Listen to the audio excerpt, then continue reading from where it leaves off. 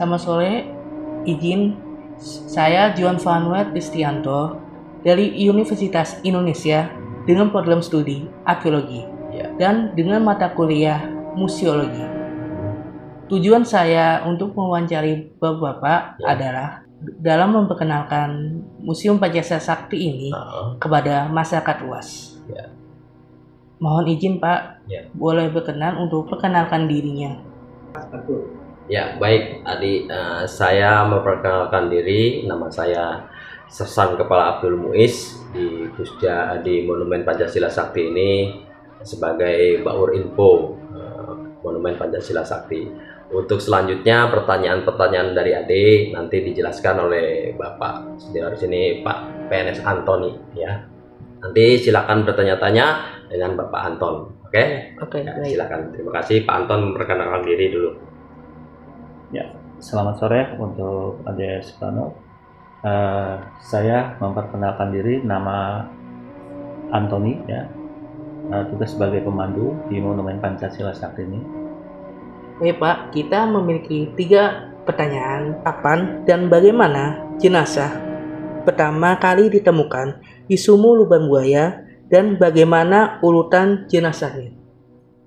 Peristiwa pemberontakan PKI itu di Indonesia yaitu kan sebanyak 2 kali. Pertama Madiun tanggal 18 September 1948 ya, dibawa minang oleh Musso dan Amir Syarifudin, tetapi dalam pemberontakan yang pertama itu pun berhasil ditumpas kembali dan digagalkan oleh rakyat yang abdi di bawah pimpinan Kolonel Gatot Subroto. Setelah gagal dari Madiun, PKI mempersiapkan kembali adanya pemberontakan yang kedua, yaitu di Jakarta. Mungkin Ade tahu, sekalian saya akan tanya ke Ade, tanggal berapa PKI mengadakan pemberontakan di Jakarta yang kedua? 1 Oktober 1965 oleh G30 SPKI. Ya, itu bagus ya.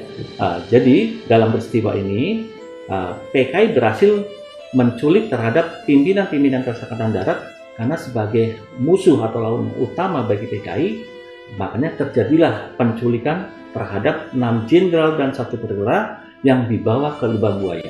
Setelah di Lubang Buaya, PKI berhasil membantai terhadap 3 jenderal dan 1 perwira karena dari masing-masing 3 jenderal lainnya yang ditembak langsung dari kediamannya masing-masing, seperti Jenderal Ahmad Yani, Jenderal M.T. Haryono, Jenderal G.I. Panjaitan, dan yang masih dalam keadaan hidup yaitu adalah Maijen S. Parman, Maijen R. Suprapto, Brigjen Sutoyo, dan Letnan 1 Pierre Andreas Tendian. Nah, di situ yang ketiga jenderal dan 1 perwira yang disiksa di dalam rumah penyiksaan ya milik Bambang Harjono, seorang guru SR. Setelah disiksa, itu langsung dimasukkan satu persatu dalam keadaan kepala di bawah, kaki di atas.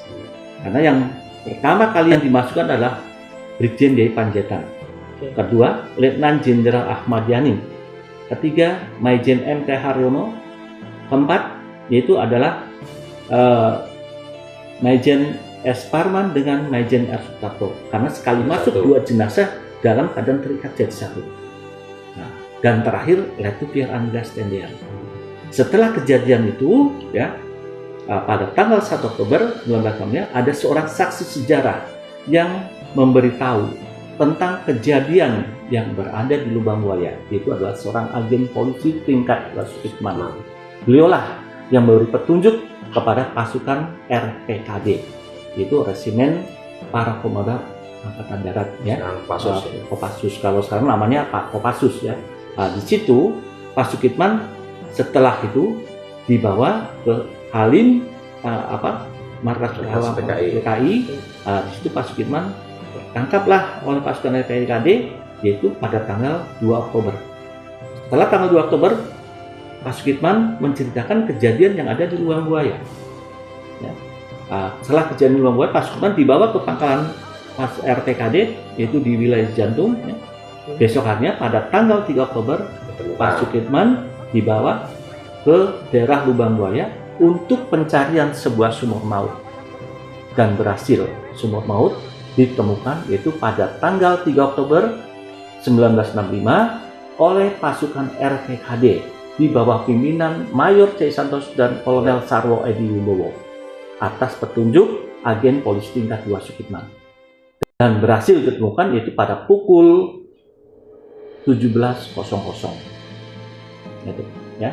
Karena dan berhasil itu pertama kali jenazah yang diangkat, ya, langsung karena besok setelah tanggal 3, ya, itu keesokan harinya pada tanggal 4 Oktober, karena waktu pada tanggal 3 itu penggalian sumur itu sampai malam dihentikan oleh Jenderal Soeharto karena tidak mempunyai alat untuk masuk ke dalam sumur, karena dalam sumur itu sudah mengandung racun, antara lumpur, lendir, darah itu sudah melekat jadi satu, ya, sudah membau busuk, mau bangkai, dan sengatan bau bangkai itu sangat tajam sekali, ya. Nah, disitulah dihentikan penggalian, dilanjutkan pada besok harinya, yaitu pada tanggal 4 Oktober. Nah, setelah Jenderal Soeharto memerintahkan kepada pasukan tim Kipam, Kintai Para Amfibi Korps Komando Angkatan Laut, kalau sekarang namanya Marinir. Nah, di situ di bawah pimpinan Mayor C.I. Santoso. Nah, dan berhasil, ya, tanggal 4 Oktober jenazah satu persatu diangkat dari dalam sumur. Pertama kali yang diangkat itu adalah Letnan 1 Pierre Andreas Tendian. Itu yang pertama. Yang kedua, sempat talinya terputus karena sangat berat. Ternyata pas kedua kalinya sekali angkat 2 jenazah dalam keadaan terikat jadi satu, yaitu adalah Maijen S. Parman dengan Maijen R. Suprapto. Dan yang ketiga, Maijen N.T. Haryono. Keempat, Letnan Jenderal yaitu Brigjen Sutoyo Siswo Miharjo, ya. Dan kelima, Letnan Jenderal Ahmad Yani. Setelah kelima diangkat, pasukan Kipam yang dari dalam sumur, dari bawah dalam sumur, naik ke atas, laporan kepada pimpinannya, kepada Pak Winanto, bahwa jenazah di dalam sumur telah selesai, sudah habis. Tapi Pak Winanto sebagai pimpinan masih mempunyai feeling yang sangat kuat. Nah, disitulah Pak Winanto dengan berpakaian dinas, buka baju, dengan pakai kaos singlet dan celana pendek, langsung membawa alat yang namanya aqualung yang diisi oksigen untuk membantu pernapasan masuk ke dalam sumur, karena dalam sumur itu sudah mengandung racun, sudah bau busuk, ya, dan tidak kuat untuk bau. Nah, masuklah ke dalam sumur, dan satu jenazah lagi ternyata itu masih ada di dalam, ya, yaitu adalah Brigjen DI Panjaitan. Itu yang terakhir diangkat dari sumur maut. Kedalamannya 12 meter. Nah, dan sumur kedalaman 12 meter, diameter 75 cm. Ya.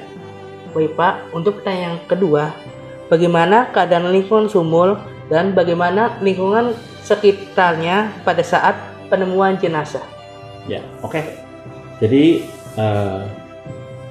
tentang situasi lubang buaya waktu terjadinya adanya pemberontakan atau pembantian terhadap para perwira dan pendarat, dan lokasi ini adalah yang dipilih oleh PKI, satu, sebagai tempat yang paling strategis, kedua, jauh dari tempat keramaian, ketiga, yaitu sepi, ya, dan jauh tempat keramaian dan juga sunyi jalannya.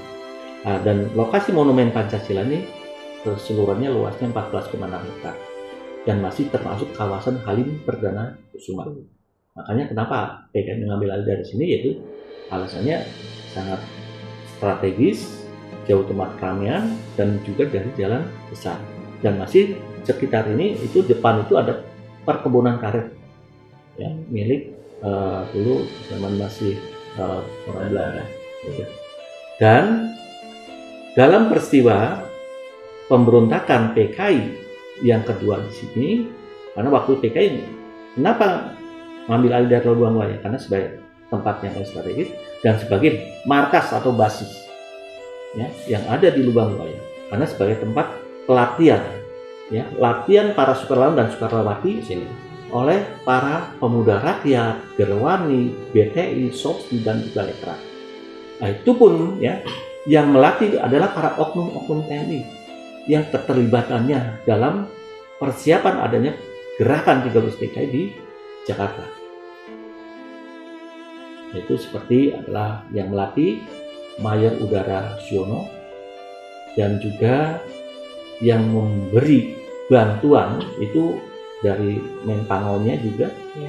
berupa bahan makanan, ya, beras sekitar 9 ton, yang harusnya 10 ton, senjata dan sebagainya, dan sayur-sayuran.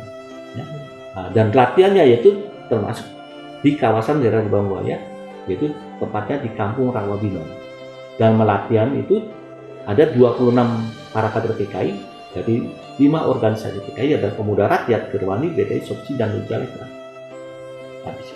Dan berhasil, ya, dalam perjalanan di situ yang digunakan oleh PKI itu ada 3 rumah dan 1 sumur. Rumah yang pertama sebagai serambi pemeriksaan itu pemiliknya adalah Bang Harjono, seorang guru SR. SR itu adalah sekolah rakyat. Sekolah dasar. Ya, kalau sekarang namanya sekolah dasar. Itu kepala sekolahnya. Lalu rumah kedua pemiliknya, rumah kedua dulu digunakan sebagai pos komando. Pemiliknya adalah Pak Haji Suaib. Beliau almarhum, sudah meninggal 9 yang lalu, ya, di situ. Dan Pak Suaib tidak terlibat. Dan Pak Suaib dulu seorang pedagang sayur mayur di wilayah Jatinegara.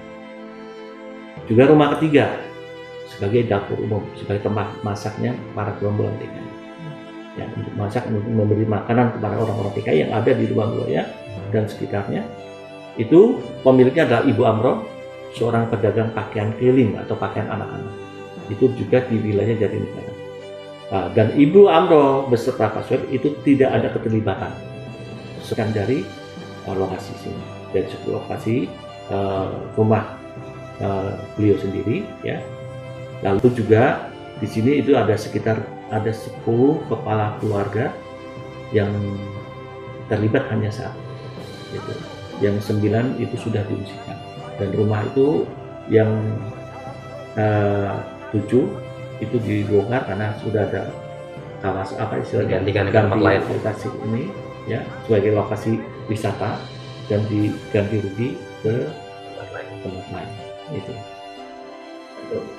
Baik, untuk pertanyaan yang ketiga, bagaimana museum menjaga keaslian sumur sebagai museum arkeologi modern dan apa tantangan preservasinya? Ya, terima kasih, ya. Jadi untuk kedepannya, ya, monumen ini akan kerjasama dengan Museum Nasional, terus dengan tata koleksi, dengan Museum Arsip Nasional juga, ya, Arlenry, dan juga untuk perawatan. Nah, kita sesuaikan dengan apa yang kita selama ini lakukan, ya. Jadi setiap hari kita mengadakan perawatan, yaitu dengan adanya pembersihan koleksi-koleksi, ya. Terus juga untuk kedepannya akan merencanakan itu ada tentang koleksi digitalisasi, ya, untuk menekan digitalisasi, yaitu supaya pengunjung itu untuk melihat ke monumen atau museum itu lebih efisien, mudah bisa diakses. Nah, terutama yaitu kita sudah mengupload yaitu di Facebook, mengupload di Instagram, ya, terus TikTok juga ada di situ. Jadi untuk memancing para pengunjung bisa datang ke monumen, itu kita seperti itu menjalankan. Dan insya Allah kita akan kedepannya akan lebih baik lagi. Baik Pak, terima kasih atas waktunya. Penjelasan dan pengetahuan ini sangat berharga bagi kita semuanya untuk memahami tragedi yang begitu kelam di Indonesia. Dan mohon izin Pak, mungkin data ini saya akan menyimpan untuk data observasi buat kampus, nantinya jika dibutuhkan oleh kampus, Pak. Terima kasih Pak. Baik, semoga berhasil, ya. Siap Pak. Terima kasih Pak.